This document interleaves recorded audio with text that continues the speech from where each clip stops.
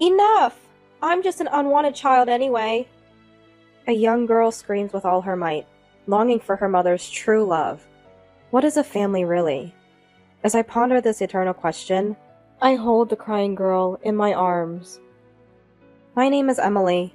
I became pregnant for the first time at 32. My husband Kenneth is 35 and has a child from a previous marriage. This is my first marriage, but Kenneth's second. He has a daughter with his ex-wife, Rosie. Rosie's infidelity was the cause of the divorce. Kenneth wanted to take his daughter, but she, only 2 at the time, adamantly refused to leave Rosie. Reluctantly, Kenneth let her go, as Rosie promised to take care of her. 5 years after the divorce, Kenneth still pays child support, but has never seen his daughter. I met Kenneth 4 years ago. We married a year after dating, and soon conceived. I'd be lying if I said I wasn't concerned about Rosie's child, but I harbored no negative thoughts. Instead, I felt sorry for Kenneth, unable to see his child. Before my pregnancy, I hadn't thought much about children. However, carrying a new life made me realize the pain of being separated from one's child. The mere thought of being apart from a newborn is terrifying. Maybe I'm slowly gaining a sense of parenthood. One day, while walking with Kenneth after a prenatal checkup, he suddenly exclaimed, "Ah!" he exclaimed. In front of us was a couple, arms linked.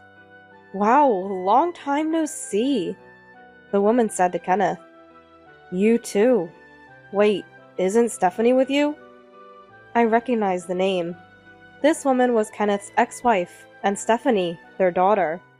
Despite living in the same city, their encounter left me speechless. Stephanie? Isn't she at home? She seemed indifferent about her daughter, out on a date with a man, possibly her boyfriend or husband. What's with that tone? You should know where your child is. She's in elementary school. She can stay home alone. She's only a first grader. Alone at home? Don't meddle in other people's business. Stephanie is my daughter. Sure. Keep paying the child support, okay? Hey! Ignoring an angry Kenneth, she and the man quickly left. A few days later, while shopping alone, I saw a familiar woman approaching. Perfect timing! I was about to go to your house. Here, take this. She thrust a young girl with a school bag in front of me. Her daughter, Kenneth's Stephanie. She must have learned our address through Kenneth. What I thought was coincidence wasn't. I'll be away for a while. Can you look after her? Wait a minute. Before I could respond, she disappeared. How fast? Left with Stephanie, I suggested. Let's go home. I couldn't leave her there. She was expressionless, silent, and immobile. Finally looking at me. I know I might not be perfect, but please take good care of me, she said politely. A first grader? Really? Confused, I let her roam. I'm so sorry. I gave Rosie a piece of my mind. Kenneth apologized when he returned from work. It's okay. We can't leave a small child alone. I understand. It's unclear what Stephanie thought of her father, but she quietly read her book. A very well-behaved, quiet girl. That was her first impression. Odd for a first grader not to miss her mother after a few hours, yet she said nothing. Until Kenneth got home. Want some snacks? Or, how about watching some anime? I tried to engage her. Don't worry about me. But all I got was, do you enjoy school? What's your favorite food? When I asked. Nothing in particular, she simply replied. Eventually, we both fell silent. It was incredibly awkward. That woman, she's off on a week-long trip with her new boyfriend, not even thinking about where to leave the child. It's just terrible. How did she handle these situations before? Probably our recent accidental meeting made her think she found the perfect place to leave Stephanie. Her parents are long gone, Kenneth murmured softly, filling the air with a sense of helplessness. For a week, Stephanie remained a good girl. You might think that's good, right? No, I think it's not good at all. She's a child, right? Still a first grader. Isn't this the age to be a bit troublesome? In the end, she stayed good, and the week ended with an awkward silence. Then the day came for Kenneth's ex-wife to pick her up. On that Sunday morning, Stephanie seemed unusually restless. "Mommy, is she coming?" She's still a child, missing her mother. Just as I was thinking this. What? You said your wife was there, right? Listen, my wife is pregnant and can't manage everything. You know that, right? Think about Stephanie's feelings, waiting eagerly for you. Kenneth's angry voice echoed. Stephanie looked out the darkening window with sad eyes. Her mother didn't come to pick her up at the agreed time. When Kenneth called her, she must have said something came up. Kenneth was furious. No pickup time for Stephanie today. Keep your promises! It's cruel, isn't it? Hey! Hey! You're kidding me! She hung up. Kenneth stood stunned after being abruptly cut off. Stephanie, how do I explain this? As I reached to touch her shoulder, she slapped my hand away. Stephanie? It's fine. What? It's fine! I'm just an unwanted child anyway. Stephanie, wait! Mommy always does this. Always choosing men over me. Always coming home late. Never cooking. Always just fast food from the grocery store. Just bread for school trips. Never coming to classroom observations. And she won't come to the upcoming sports day either. Stephanie. Tears overflowed her eyes. Am I unwanted? Am I just a nuisance to Mommy? I kept my promise. I was good. But Mommy. Stephanie. Unable to hear more, I hugged her tightly. At that moment, he probably couldn't hold back anymore. Stephanie burst into tears. She must have been holding back all this while, believing that being good would make her mother care. There were no unnatural injuries or shabby clothes on Stephanie. Her mother provided care, in a sense. But what a young child needs most is love. A tight hug, a gentle stroke on the head, to be told, I love you, you're precious. That's what she never received from her mother. Stephanie! Kenneth couldn't help but embrace her too. Dad! Their relationship had been awkward all week. A father and daughter, connected by blood, looking alike, but between them lay a thick wall, built over the long months of not being able to meet. However, the moment Kenneth hugged Stephanie, it felt like the wall between them crumbled. For a while, the three of us continued to embrace and cry. Eventually, her mother came to pick her up, but not until another week had passed.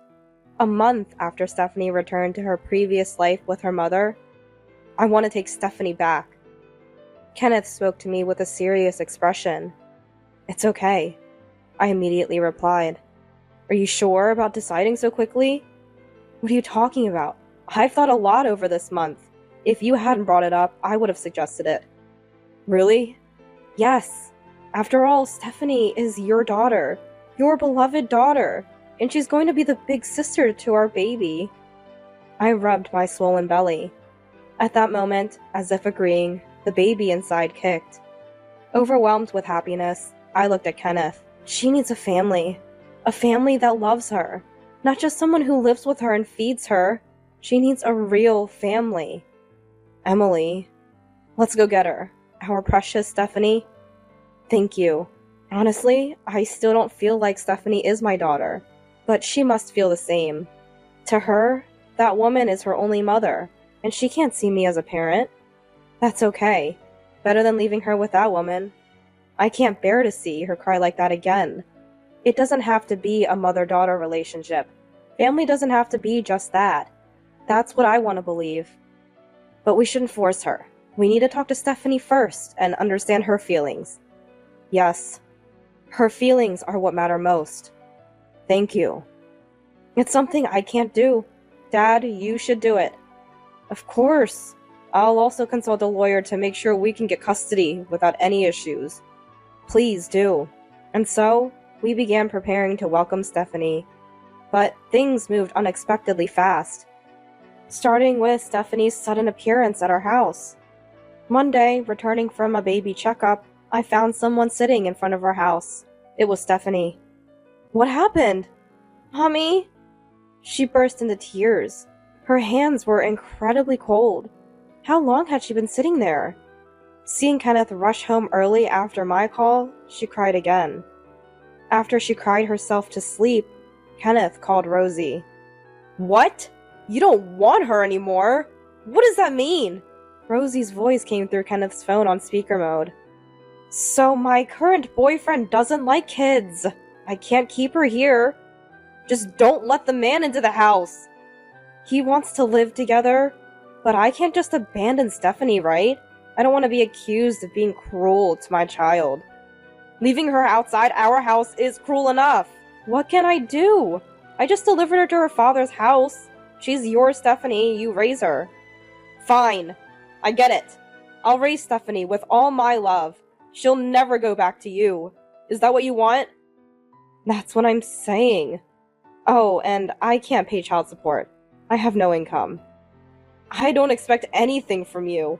I'll see a lawyer tomorrow to start the process of changing custody, so make sure you cooperate. Okay. My boyfriend is calling. Bye. With a flippant reply, she ended the call. A long silence followed, broken only by Kenneth's deep sigh.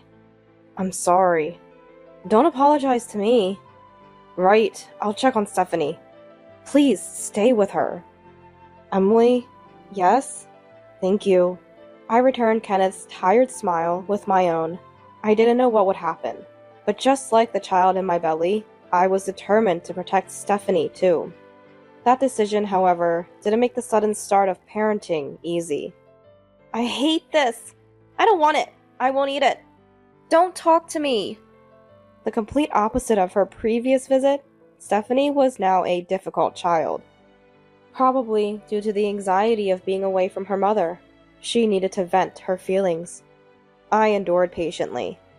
You can't throw things just because you hate them. Everything has life. You won't grow if you don't eat. You can't communicate if you just keep to yourself. Tell me about yourself, Stephanie. Gradually, as I continued to interact without faltering, her attitude began to change. As my due date approached and I was rubbing my growing belly, Stephanie hesitantly came closer. Seeming curious about my belly, I asked her, Do you want to touch it? Can I? Of course. Just gently. Yes. With blushing cheeks, Stephanie gently touched my belly. At that moment, ah! The baby kicked. It's saying it can't wait to play with you. Did it kick because I touched? Is the baby mad at me? No, not at all. It's saying it's excited to have you as a big sister. Big sister? Yes, Stephanie, you are this baby's big sister. Really? I'm a big sister. Although she wasn't blood related to me, she indeed was the baby's big sister. That thought felt strange to both of us, and we shared a smile. It was the first time she truly smiled from her heart. Soon after, our son, Theo, was born. As a first-time mother, I was extremely cautious with the newborn. Kenneth, too, was gingerly holding the baby, his touch hesitant after so long. Stephanie was astonished by the presence of a baby, a brother, and the innocent face of the sleeping infant. Our strange relationship, no doubt, looked like a real family to anyone. Over 10 years have passed since we welcomed Stephanie into our family. Now, close to graduating high school, Stephanie has finally grown out of her rebellious phase. These days, it's Theo who's more troublesome. One day, Kenneth received a call from Rosie, his ex-wife, after more than a decade of estrangement. What could it be? I was worried. After the call, Kenneth summoned Stephanie and me to the living room. Rosie wants to see Stephanie. What? Why now? Apparently, Rosie is alone now. She must be lonely. Always so selfish. Kenneth spat out angrily, raw emotion in his voice. I felt the same. After all these years of ignoring Stephanie, not even trying to see her? But the decision to meet or not was Stephanie's. Kenneth and I looked at her. Stephanie, it's your decision. To Kenneth's question. I want to see Mommy, she said. I see. But just to meet. I don't want to live with her. I momentarily thought she couldn't forget her biological mother, but her next words surprised me. My place is here, with Dad, Emily, and Theo. Here. Only. Stephanie. But still, Mommy is Mommy. Please understand my desire to see her. Of course. She has grown up, become an adult. I was moved to tears by her ability to express her feelings so clearly. Stephanie calls me by my name. I'd be lying if I said it didn't bother me, but I don't wish for her to call me anything else. In any form, we are a family. That was enough for me. And then, Stephanie went to meet Rosie. She planned to stay for a few days during the long weekend. I was worried. What if meeting Rosie made her feel that she preferred her real mother? What if she wanted to live with her? I had no right to stop her, but I feared Stephanie might get hurt. My only wish was that she wouldn't be hurt, or end up in tears. But Stephanie came back to our house. She returned the same day, even though she was supposed to stay over. What happened? Kenneth and I were surprised. She told us, I met Mommy. We talked about a lot. Her conversation with Rosie went like this. You've grown so much. Well, it's been over 10 years. What will you do after graduating high school? I'm going to college. Wow. Then you'll get a good job, won't you? I've decided what I want to do, and I'll work hard to achieve it. Amazing. Just like my daughter. Stephanie gave a wry smile, but Rosie didn't notice. You must have been uncomfortable living with a woman who's not your real parent. That's not true. Emily was very kind. The packed lunches for school trips were delicious. We even ran in the parents' relay at the sports day. She always came to classroom observations. It must be nice to have so much free time. Rosie laughed mockingly, and Stephanie couldn't overlook it. That's not fair. You never did anything for me. Mommy was very busy. You weren't working, were you? Well, I managed the child support from Dad. Huh? That stopped when you went to live with Dad. I've been struggling. And now I don't have a boyfriend, so I'm totally out of money. But if you live with me, it'll be fine. Huh? If you take up part-time jobs, we'll manage. You can work hard, right? What are you saying? I'm not living with you.